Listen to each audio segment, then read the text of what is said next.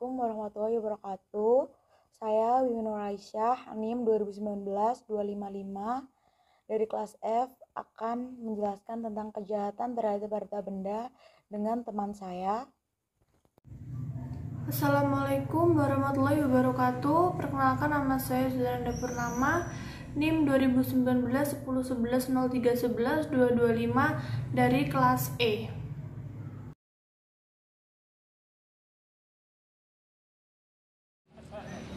Ketiga pelaku pencurian dengan pemberatan dengan modus memecahkan kaca adalah Effendi Mansur alias Abah, Hartono, dan Mustafa Akmal.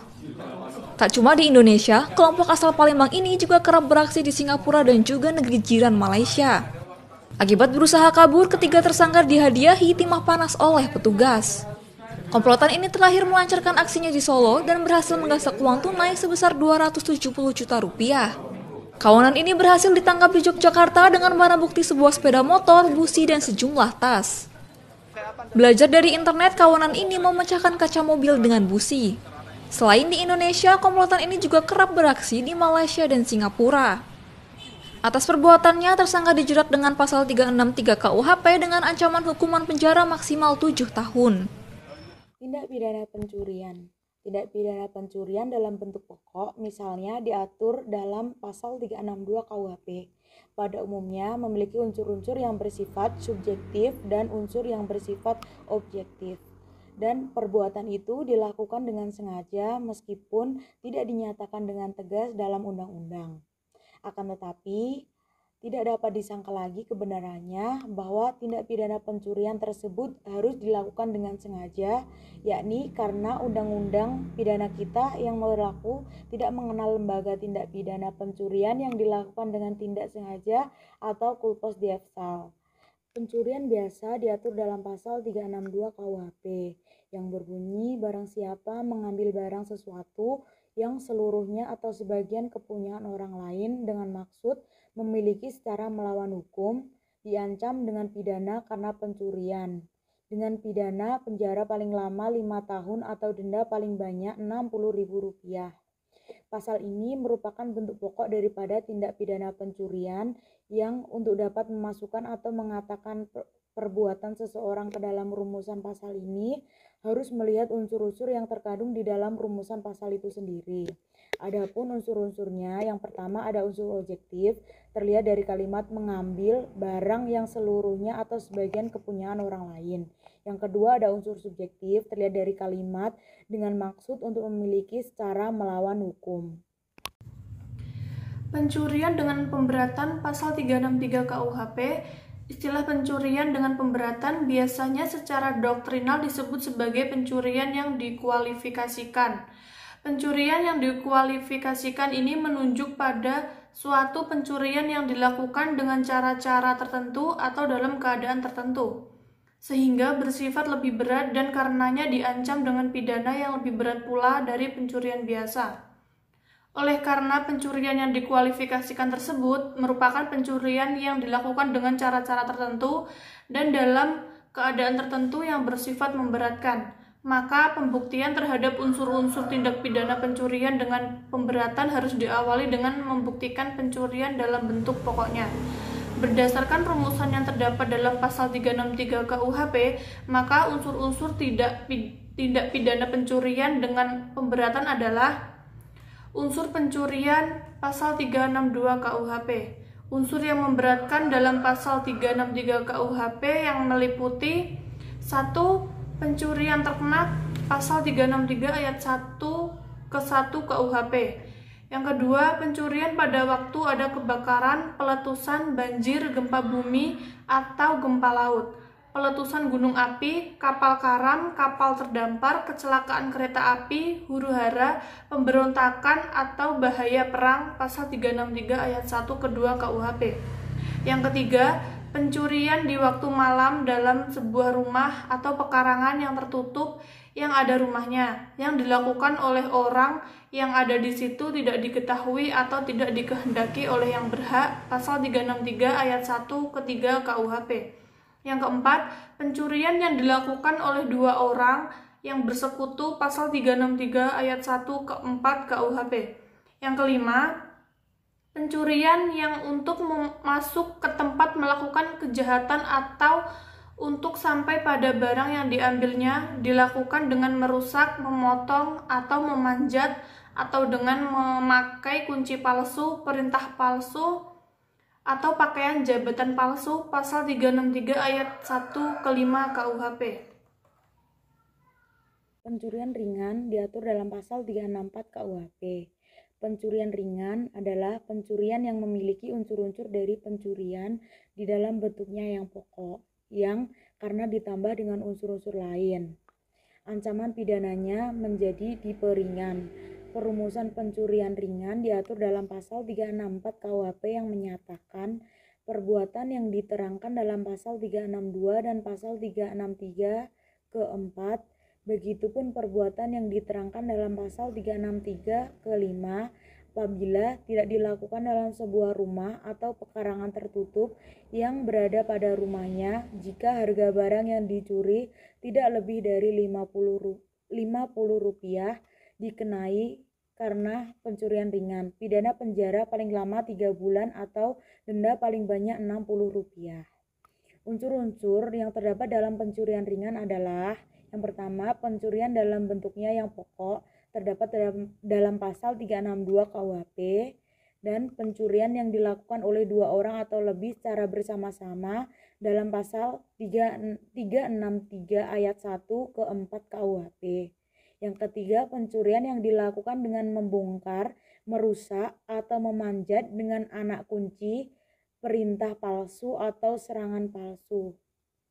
Yang keempat, tidak dilakukan dalam sebuah rumah. Yang kelima, tidak dilakukan dalam pekarangan tertutup yang berada dalam rumahnya.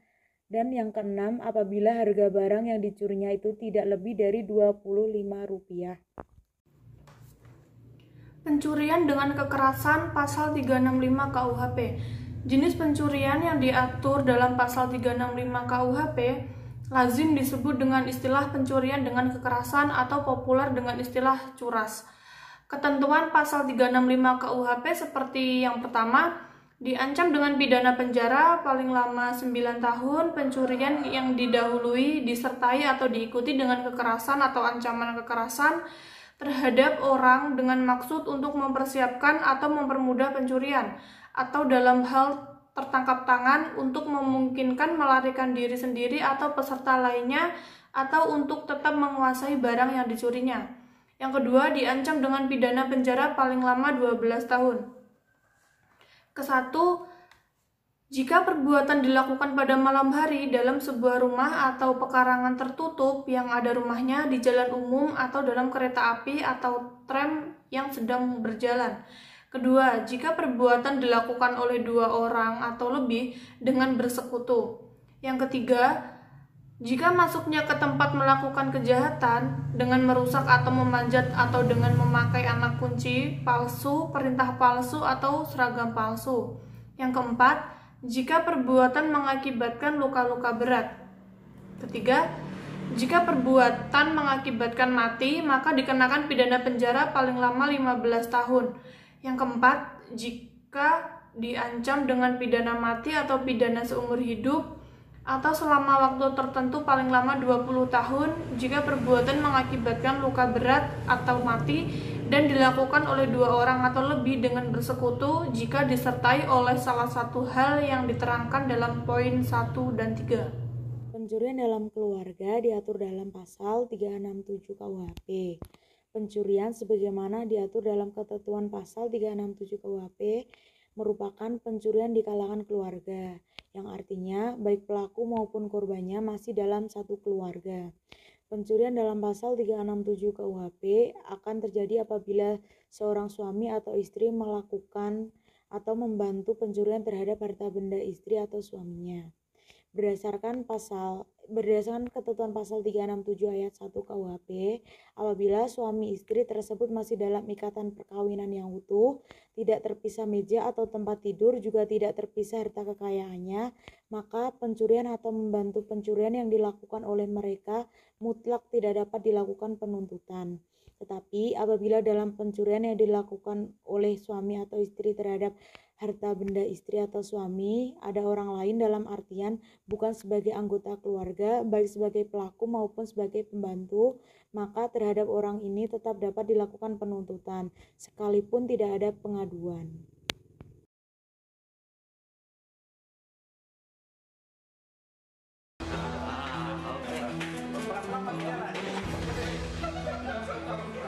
Polisi menangkap RK, oknum teller yang diduga melakukan penggelapan dana puluhan nasabah Bank BRI. Tersangka RK ditangkap polisi di salah satu hotel di Makassar setelah dilaporkan menggelapkan uang 2,3 miliar rupiah milik 47 nasabah. Sejak bulan April 2018, tersangka RK menggandakan dan memalsukan slip setoran milik nasabah. Tersangka yang bekerja di Bank BRI Unit Todopuli, cabang Panakukang, mengaku uang miliaran rupiah yang digelapkan digunakan untuk memenuhi gaya hidupnya. Hasil pemeriksaan sementara polisi, tersangka RK melakukan kejahatannya seorang diri. Tersangka dijerat Undang-Undang Nomor 10 Tahun 1998 tentang perbankan dengan ancaman hukuman maksimal 15 tahun penjara. Dari Makassar, Sulawesi Selatan, Wahyu Ruslan, iNews melaporkan. Tindak pidana penggelapan. Dalam pasal 372 KUHP, tindak pidana penggelapan adalah barang siapa dengan sengaja dan melawan hukum memiliki barang sesuatu yang seluruhnya atau sebagian adalah kepunyaan orang lain, tetapi yang ada dalam kekuasaannya bukan karena kejahatan diancam karena penggelapan, dengan pidana penjara paling lama 4 tahun atau denda paling banyak Rp900. Tindak pidana penggelapan atau verduistering dalam bentuk pokok diatur dalam pasal 372 KUHP mempunyai unsur-unsur: 1. Unsur subjektif dengan sengaja, 2. Unsur objektif. Yang pertama, barang siapa; yang kedua, menguasai secara melawan hukum; yang ketiga, suatu benda; yang keempat, sebagian atau seluruh; yang kelima, berada padanya bukan karena kejahatan. Unsur obstetelik atau dengan sengaja merupakan satu-satunya unsur subjektif dalam tindak pidana penggelapan, yakni unsur yang melekat pada subjek tindak pidana ataupun melekat pada diri pelakunya. Oleh sebab itu, unsur obstetelik atau dengan sengaja merupakan unsur dari tindak pidana penggelapan yang dengan sendirinya unsur tersebut harus didakwakan terhadap seorang terdakwa yang juga harus dibuktikan di sidang pengadilan yang memeriksa perkara terdakwa. Tindak pidana penggelapan diatur dalam beberapa pasal, yaitu pasal 372 KUHP sampai dengan pasal 377 KUHP, yang isinya: pasal 372, barang siapa dengan sengaja dan melawan hukum memiliki barang sesuatu yang seluruhnya atau sebagian kepunyaan orang lain, tetapi yang ada dalam kekuasaannya bukan karena kejahatan diancam karena penggelapan, dengan pidana penjara paling lama 4 tahun atau pidana denda paling banyak Rp900. Pasal 373, perbuatan yang diterangkan pada pasal 372 apabila yang digelapkan bukan ternak dan harganya tidak lebih dari Rp250 diancam sebagai penggelapan ringan dengan pidana paling lama 3 bulan atau pidana denda paling banyak Rp250. Pasal 374, penggelapan yang dilakukan oleh orang yang penguasaannya terhadap barang disebabkan karena ada hubungan kerja atau karena pencarian atau karena mendapat upah untuk itu diancam dengan pidana penjara paling lama 5 tahun. Pasal 375, penggelapan yang dilakukan oleh orang yang karena terpaksa diberi barang untuk disimpan atau yang dilakukan oleh wali pengampu, pengurus atau pelaksana surat wasiat, pengurus lembaga sosial atau yayasan terhadap barang sesuatu yang dikuasai selaku demikian diancam dengan pidana penjara paling lama 6 tahun. Pasal 376, ketentuan dalam pasal 376 berlaku bagi kejahatan-kejahatan yang dirumuskan dalam bab ini. Pasal 377 dalam hal pemindahan berdasarkan salah satu kejahatan yang dirumuskan dalam pasal 372, pasal 374 dan pasal 375, hakim dapat memerintahkan supaya putusan diumumkan dan dicabutnya hak-hak berdasarkan pasal 35 KUHP nomor 1-4.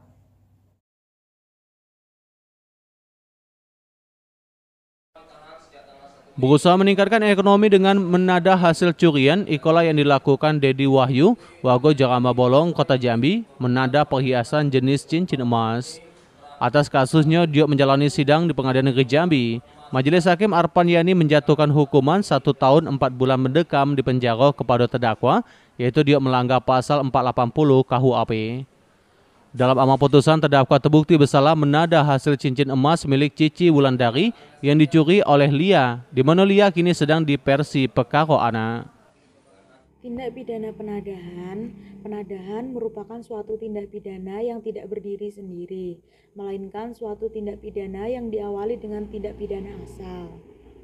Istilah suatu tindak pidana penadahan dalam dunia kriminal adalah membeli barang yang ternyata merupakan hasil kejahatan seperti pencurian, penggelapan, penipuan, pemerasan, dan termasuk pula barang yang terjadi karena telah dilakukan suatu kejahatan seperti mata uang palsu, uang kertas palsu, dan diploma palsu.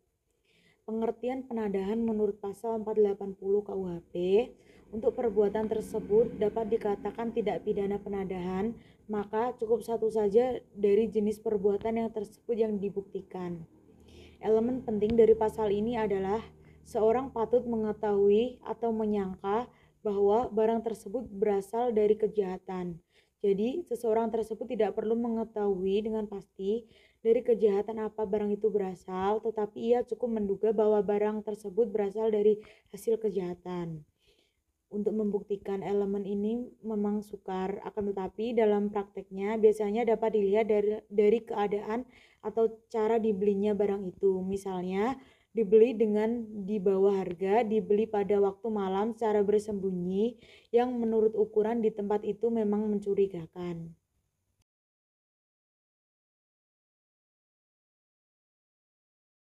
Pada ketiga pelaku ini, tersangka ini adalah di pasal 263 KUHP, kemudian pasal 264, 266, dan 242, ancamannya di atas 5 tahun penjara. Ketiga pelaku menjalankan aksinya pada Desember 2019 lalu dan kini terancam pasal berlapis 263, 266, dan 242 KUHP dengan ancaman pidana lebih dari 5 tahun penjara.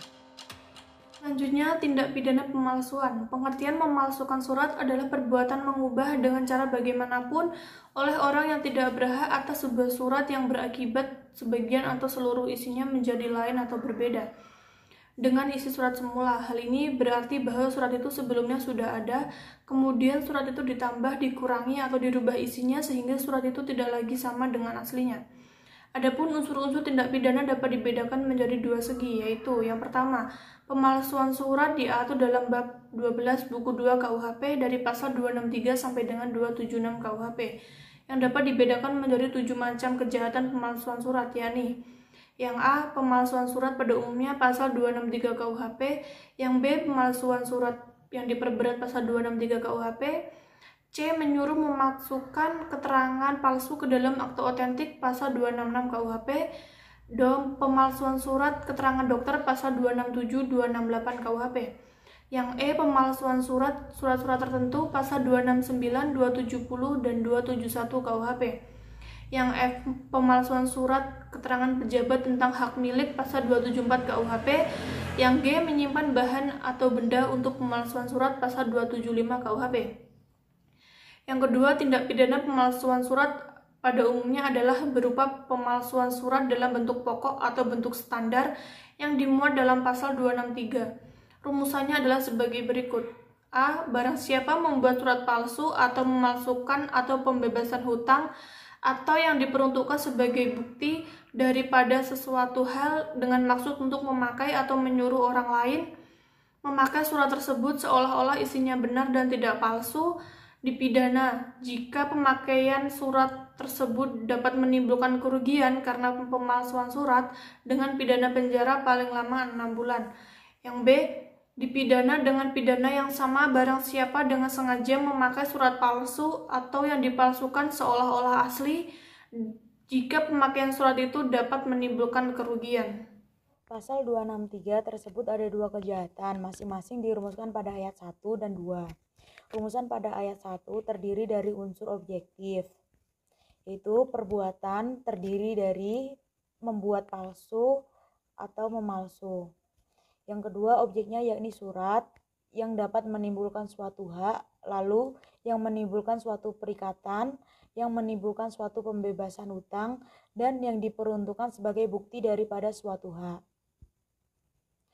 Unsur subjektifnya yang dimaksud untuk memakai atau menyuruh orang lain seolah-olah isinya benar dan tidak dipalsu. Sedangkan ayat 2 KUHP mempunyai unsur-unsur sebagai berikut. Yang pertama ada unsur objektif, perbuatan memakai, objeknya surat palsu dan surat yang dipalsukan. Yang ketiga, pemakaian tersebut dapat menimbulkan kerugian, dan unsur subjektifnya yaitu dengan sengaja.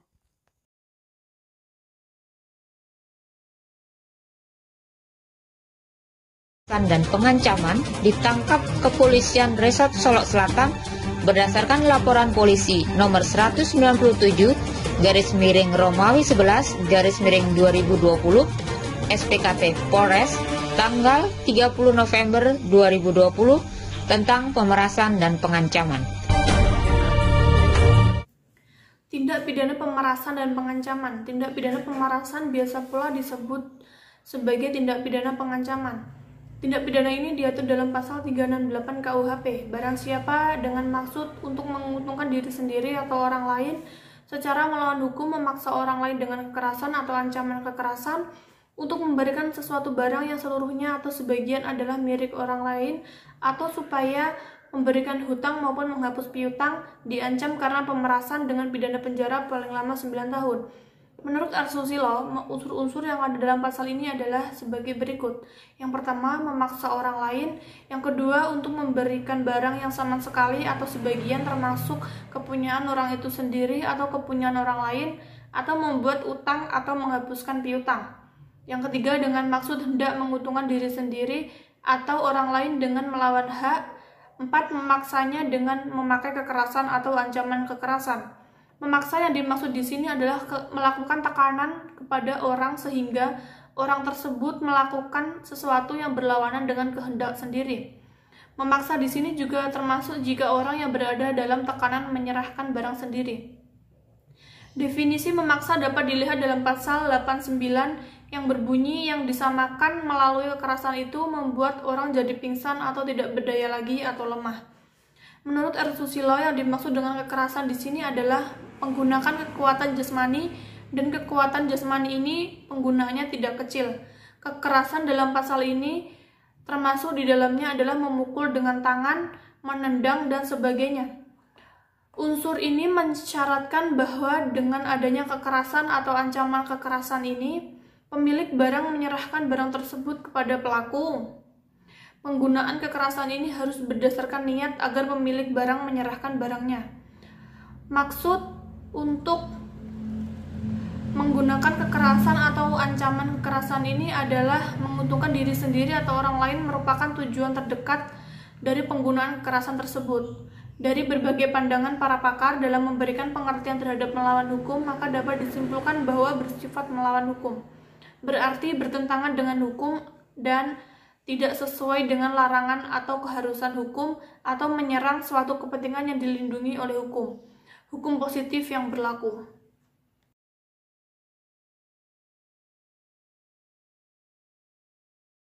Tindak pidana penghancuran dan pengerusakan. Dalam Kitab Undang-Undang, hukum pidana kejahatan pengerusakan dan penghancuran benda diatur dalam pasal 406 sampai dengan 412 yang mengatur tentang kejahatan-kejahatan yang mengandung unsur merusak atau tingkah laku yang mengandung sifat demikian terhadap suatu harta benda. Maka untuk lebih jelasnya akan dipaparkan berbagai tindak pidana yang dapat dikualifikasikan sebagai tindak pidana perusakan terhadap barang.